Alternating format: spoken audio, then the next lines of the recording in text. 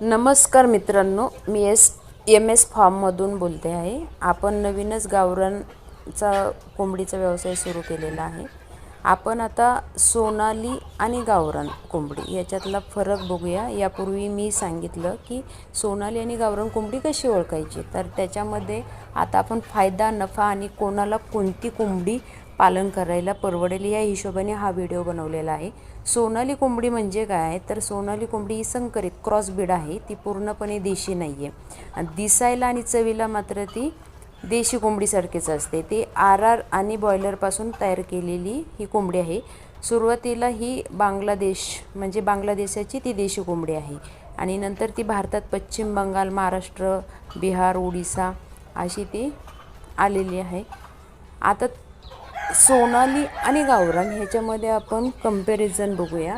सोनाली ही 70 ते 80 दिवसात 1.5 ते 2 किलो होते, म्हणजे जवळपास तीन महिन्याचा कालावधी। पण गावरान कोंबडीची वाढ ही संथ गतीने होते। चव आणि आजार प्रतिकारशक्ती आणि बाजारभाव सर्वात जास्त हा गावरान कोंबडीलाच मिळतो। पण जर लवकर तुम्हाला नफा पाहिजे असेल आणि लवकरच वाढ किंवा जास्त हे असं पाहिजे असेल तर ते सोनाली आहे। पण बाजारभाव तेवढा गावरानच्या कंपेअरमध्ये तो मिळू शकत नाही सोनालीला। गावरान देशी ते देशीच।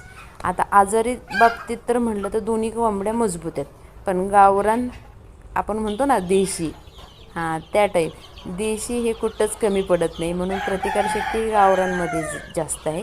मध्यम खर्चात जास्त उत्पादन जर तुम्हाला हवं असेल तर ही सोनाली कोंबडी तुम्ही चॉईस करू शकता। आणि बाजारभाव आणि चव पाहिजे असेल, देशी चव ही देशी कोंबडीलाच मिळणार। अशाच उपयुक्त माहितीसाठी चॅनलला सबस्क्राईब आणि लाईक करा। धन्यवाद।